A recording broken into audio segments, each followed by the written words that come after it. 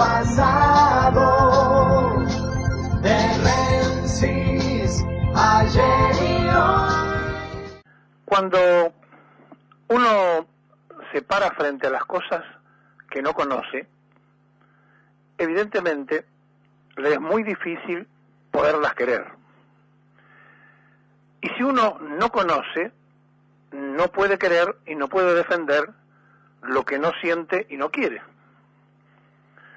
Con este principio, podríamos analizar la situación que se da cuando el principal empleado público de la Argentina, el presidente de la Nación, en un hecho que supongo yo en la escuela privada donde se educó se lo tienen que haber enseñado, y que no es una falla de memoria, sino que es un grave error por no haberse preocupado nunca por las cosas nacionales, y que seguramente, si le hiciéramos alguna pregunta vinculada a Washington, quizá él sabría mucho más, porque es bilingüe y habla de corrido y muy bien el inglés. Y claro, le faltó a lo mejor aprender nuestra propia historia. Pero aunque sea por curiosidad, cuando se sienta todos los días, alguna vez debe haber dicho, ¿por qué le dirán el sillón de Rivadavia? Y deduzco que en esa inquietud mínima se le habrá ocurrido preguntar cuándo nació y murió Rivadavia. Digo, me imagino, supongo. Pero claro, cuando se toma Rivadavia como bandera de una política actual, no se olviden ustedes que el primer presidente argentino que vino como gerente de la River Plate lo pusieron los ingleses. Cuando se tiene el concepto de que Rivadavia fue más de lo que fue, y no se sabe bien a las claras que el primer presidente de la Nación ya trabajaba para el exterior, se le da un rol tan protagónico como el de creer que fue el que repatrió los restos del general San Martín. Claro que hay una pequeña polémica, que vamos a imaginar que la formación liberal a uno lo lleve a pensar eso. Vamos a suponer que fuese así. Pero hay algo que las ciencias exactas determinan, que es la matemática.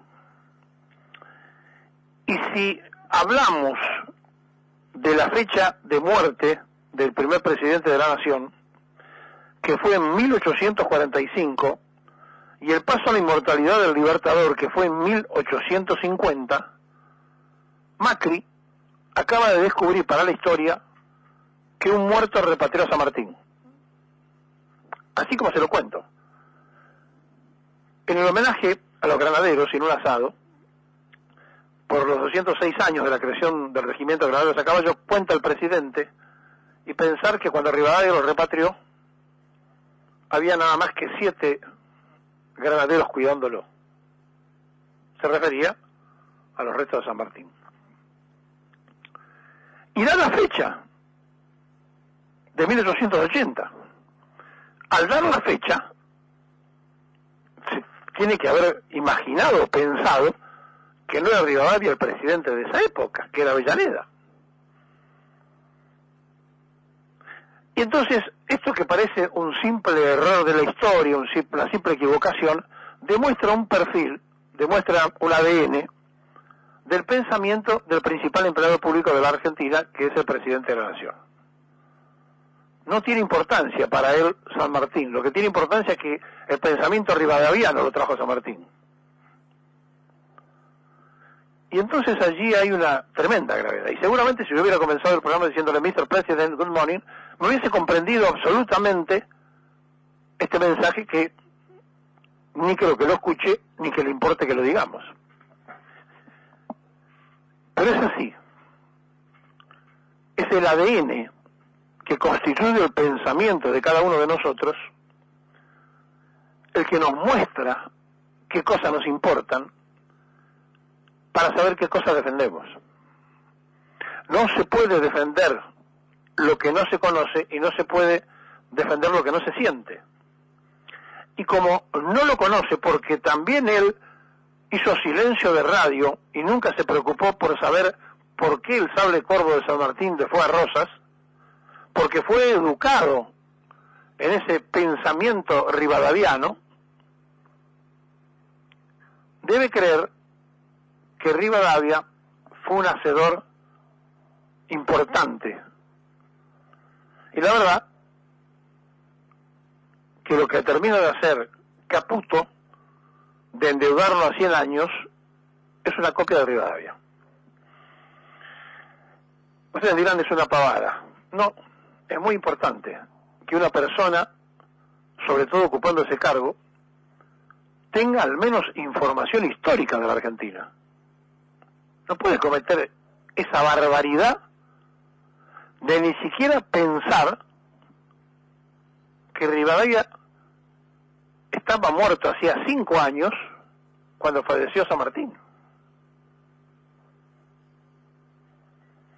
De manera que es muy importante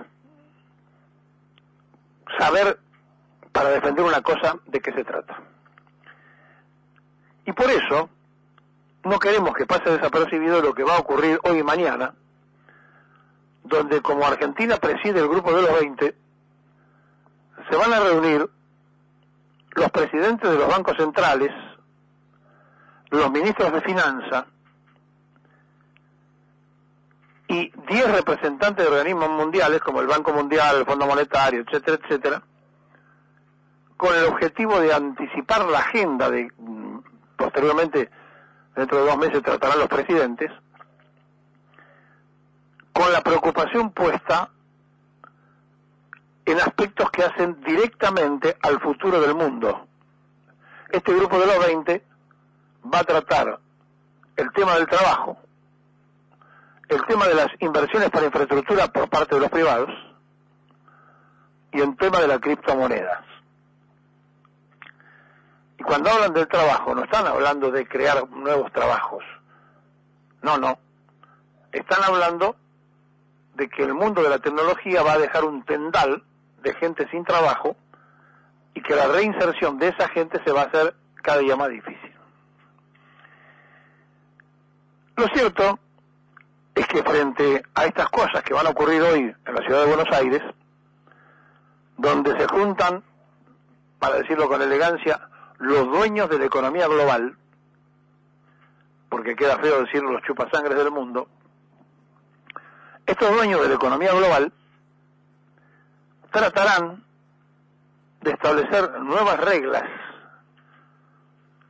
para que países ricos como el nuestro sigan dependiendo por esas reglas que ellos establecen de las monedas que puedan ellos invertir o prestar. Y vale la pena tener conciencia de este momento y de este tiempo y de estas cosas que están ocurriendo. Porque, ¿saben? Cuando a uno le muestran en los diarios del fin de semana las noticias importantes y hablan del mensaje del Papa pidiendo perdón si ofendió a alguien, y cada cual lo acomoda, como hacemos los argentinos, para su gusto y para su manera y para su forma. Cuando las noticias que fueron tapas en los diarios fueron, aparte de la carta del Papa, la presencia de la vigilante del Fondo Monetario Internacional, Christine Lagarde, alabando y haciendo alarde de lo bien que marcha la economía en la Argentina. Yo recuerdo que lo mismo dijeron en el 90, lo del Fondo Monetario Internacional. Y bueno, y una etapa que quizá nos ponga más felices, que es el triunfo del Potro, pero fueron los temas principales. Por allí, alguno con alguna noticia perdida ponía que había habido reuniones en San Luis del peronismo, el Congreso del PJ en la provincia, alguna cosa por allí, pero de menor importancia. Y mañana va a entrar en el Pleno de Diputados el tratamiento de la ley del aborto, y entonces nos van a inundar de quienes están a favor y quienes están en contra todo el tiempo, para que nosotros estemos hablando, mientras sesionan aquí los dueños del mundo financiero de otra cosa. Y ayer, disfrazado de preguntón periodístico, el vocero oficial, Luis Majul, puso al aire en la cornisa una entrevista con Macri, donde le puso todos los centros para que Macri cabeceara. Es decir, preguntas que parecían muy duras, preestablecidas antes, incluso las leyó, demostraban un presidente hábil en las respuestas. Pero al menos este presidente da entrevistas y hace conferencias de prensa, y eso está bien.